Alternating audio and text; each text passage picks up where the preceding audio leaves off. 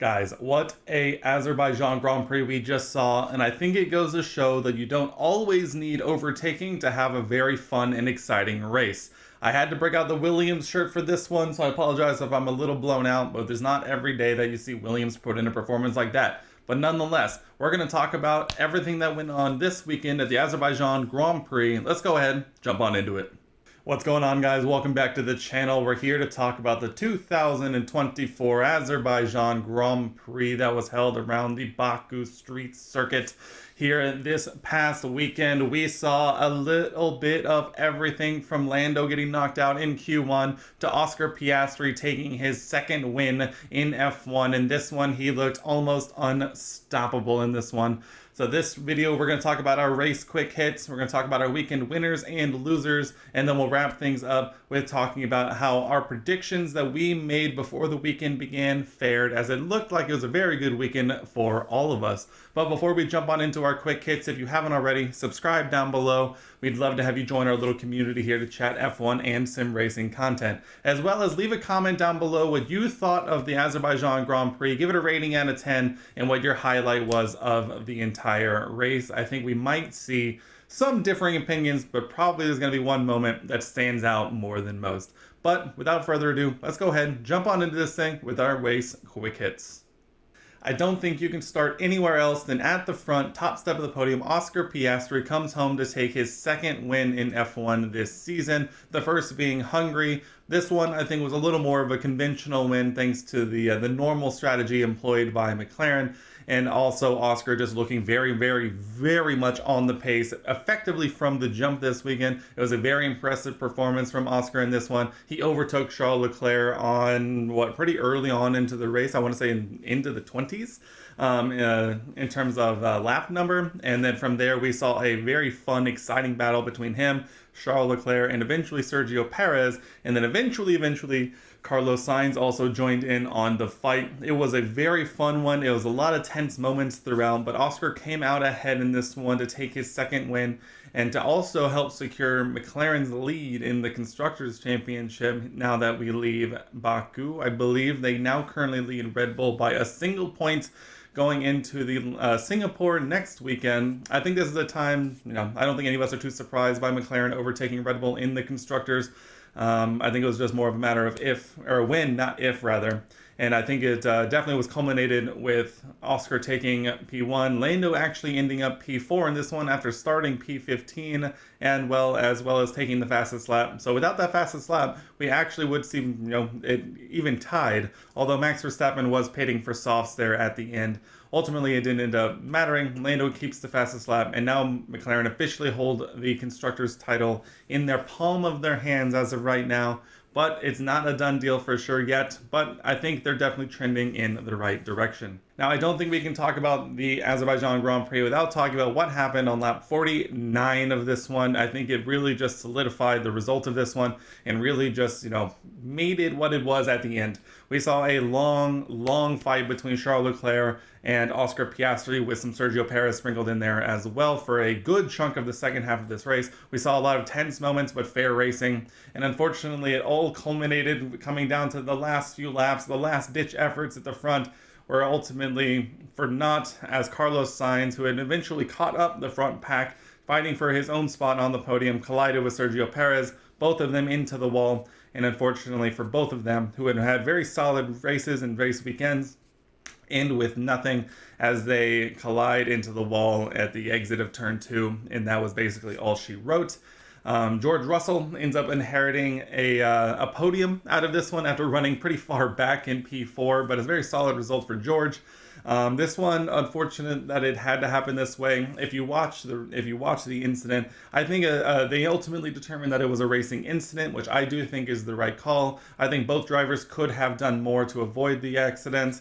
You saw Carlos kind of drifting out away, trying to keep the toe of Charles, and Sergio trying to hold him there, and ultimately two very rarely goes into one, and they just kind of sort of naturally come together, and then into the wall they go. So I do think a racing incident is the right move in this one. It is very, very unfortunate, especially for like Sergio Perez, who had had a very good weekend basically from the jump. Ultimately, he was battling for a spot on the podium, and unfortunately it culminates with nothing. So I do feel bad for him, but I think this is going to be the hot take moment of the race, and I think it was worth a mention here as well.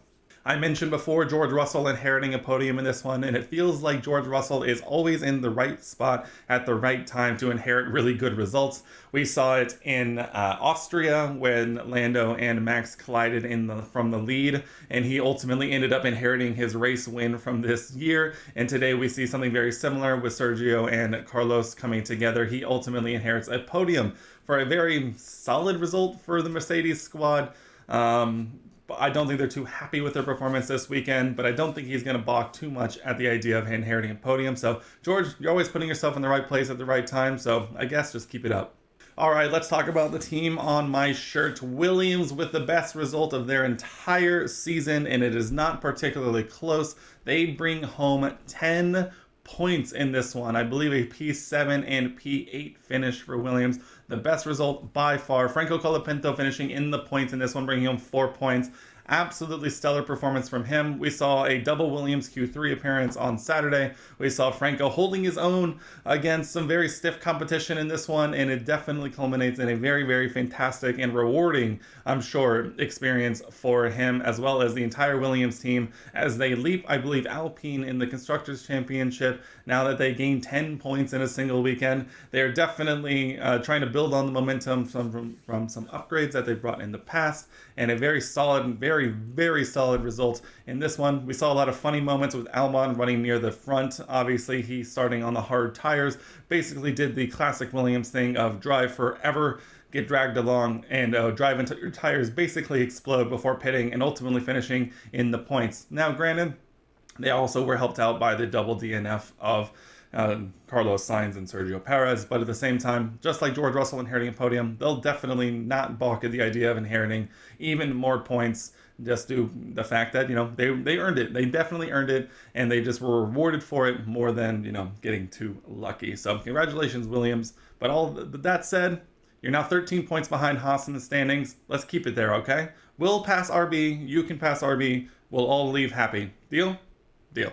Speaking of Haas, we have to talk about the other rookie now joining in for the weekend. Ollie Behrman filling in for the race band Kevin Magnussen. In this one, had a very solid weekend from start to finish. I think you can really see the benefit and the upside that he's going to bring to the Haas team next year. I'm glad that he was able to get into the car for a full weekend, experience it from start to finish. Obviously, he had already filled in for Carlos Sainz earlier this season at Jeddah when Carlos had his appendix removed, but this is the first full race Grand Prix weekend that he was able to take part in. He had a very solid qualifying performance in this one, finishing in P11, and then ultimately coming home to finish in P10 in the race, thanks to the aforementioned double DNF that we've talked ever so much about already this video, so we don't need to go into it anymore. But it's a very solid result for Ollie. I think he's going to be a little disappointed in himself. That first stint, I think he kind of overdrove the tires a little bit, and it kind of fell away from him. But at the same time, he found himself in position to take advantage of these incidents and finish in the points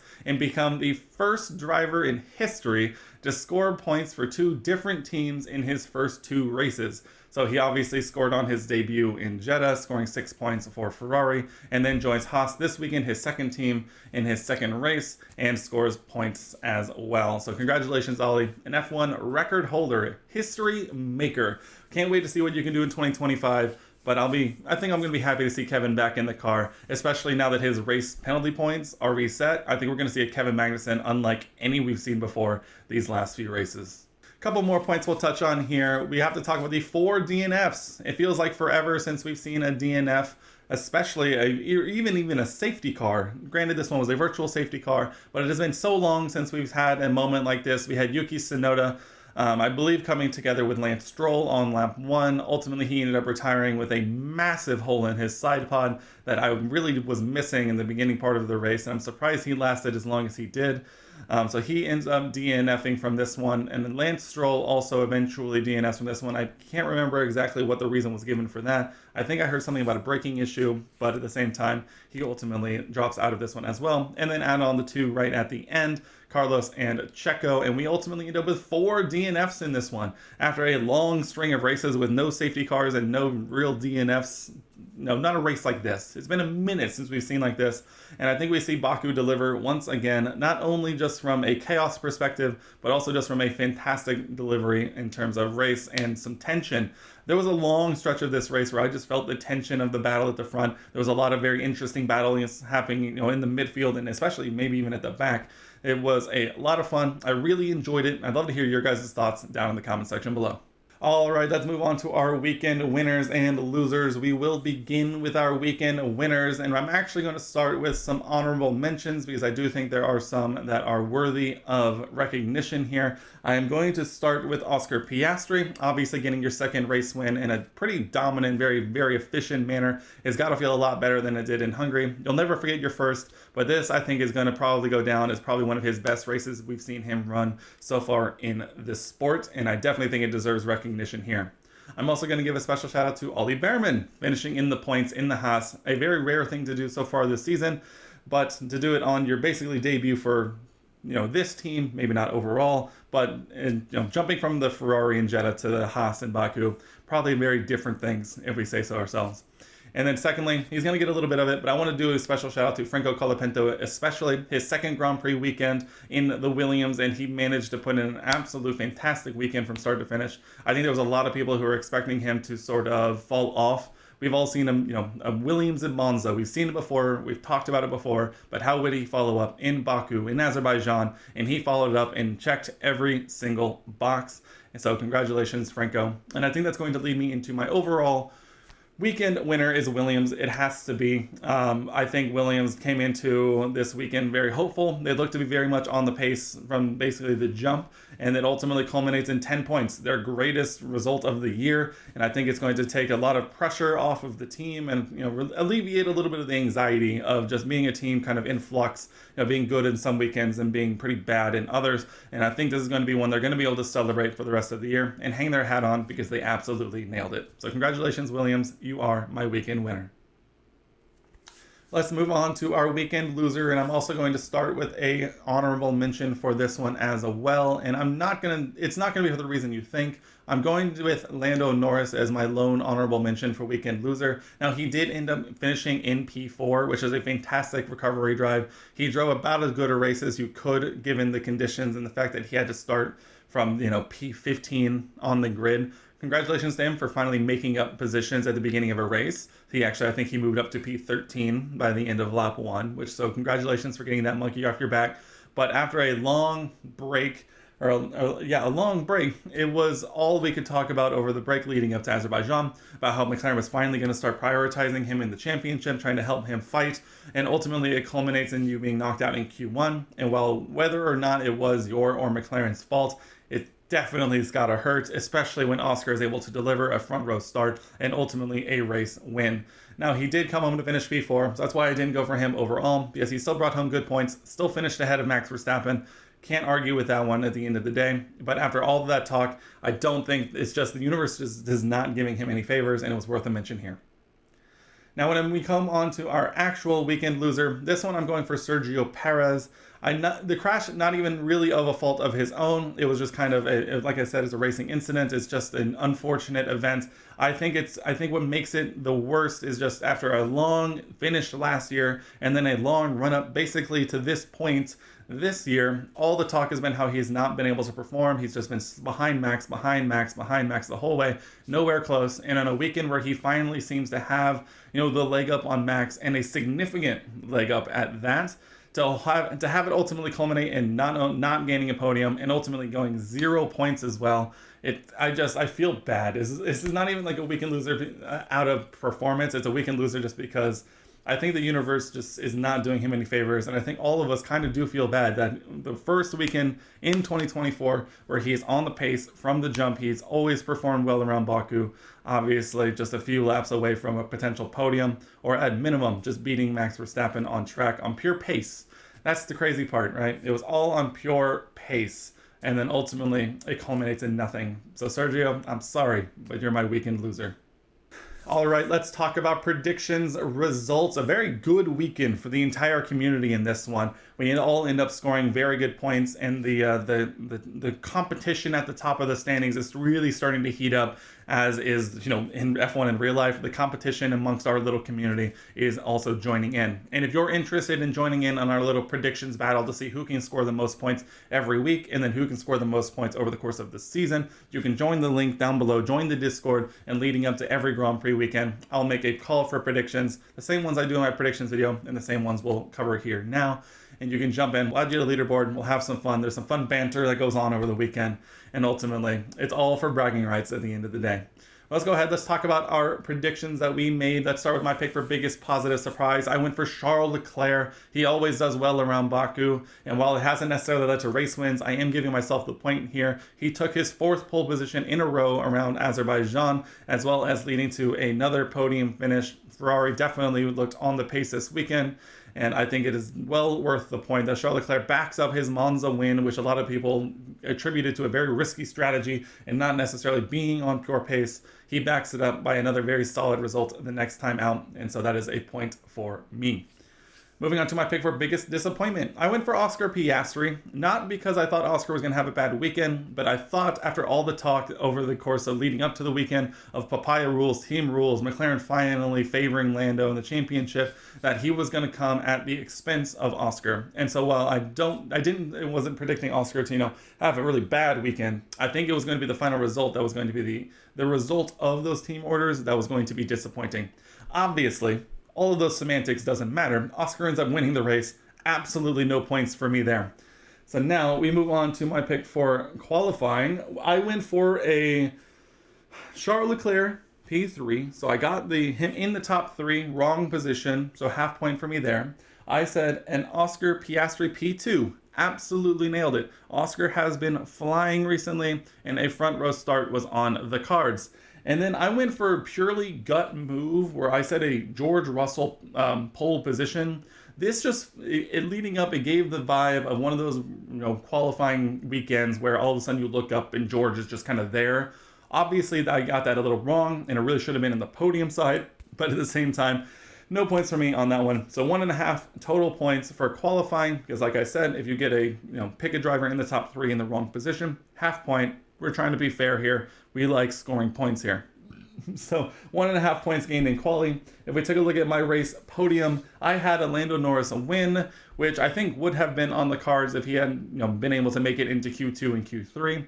At that said, he still finished P4. Unfortunately, not on the podium, so no points for me there. I predicted a Charles Leclerc P2. Take that one off. Charles, unfortunately, infamous for his lack of poles to win conversion ratio. That said, he's very good qualifying around here. That's still a very good result for Charles, but that is a point for me. And then I backed up P3 with a Lewis Hamilton podium in this one. Obviously, picked the wrong Mercedes. This was a pick entirely just based on the fact that Lewis always seems to finish at or around above George. And if George had started on pole, I would not have been too surprised to see Lewis in 3rd at the end of this one. So unfortunately, less good of a race podium prediction, only garnering 1 point there. And rounding things out, my one crazy prediction, I predicted it. Ollie Behrman in the points. Everybody, that's the way we like to do it. Ollie finishing P10 in this one, bringing home a point. Haas finishing in the points in this one. But if we take a look at our community standings as of right now, post-Azerbaijan Grand Prix, Sentinel still sitting at the top at 62.5 points. Me and the British now tied on 61.5 points after British garners a 7-point weekend. The best race weekend we've seen from prediction standpoint. So now the top 3 separated by a single point as we head next to the next Grand Prix weekend. F1 Inferno with 37, and Andrew down there at the bottom with 36.5. So the 2 tiers of our predictions definitely heating up as we head now to Singapore. That's right, F1 now heads to Singapore next weekend to race around the Marina Bay Street Circuit. Singapore is always one of the more interesting weekends on the calendar for me personally. It's always very interesting to see the strategy calls, the bold moves, and see who has what it takes to go fast around Singapore. This is going to be the I believe they have the updated version of Singapore, which I think they ran last year. But I do like the new version of Singapore rather than the old, so I'm excited to get back there and see what they have to offer. Last year, we saw a Carlos Sainz, Lando Norris, Lewis Hamilton podium, and that leaves the only question left. Who are we going to see on the podium this year? Stay tuned later this upcoming week for our predictions video, and you'll see exactly who we think it is. But guys, that is going to wrap up this predictions. But guys, that is going to wrap up our race recap video. I hope you enjoyed the video. If you did, leave a like rating and check out all the other content we have on the channel. It really helps me out. As well as leave a comment down below what you still would give the Azerbaijan Grand Prix rating out of 10, as well as your general thoughts on what you saw over the course of the weekend. We'll see you in a few days for our predictions video and next weekend for more F1 action. That's going to wrap it up for me here, guys, and I'll see you in the next one.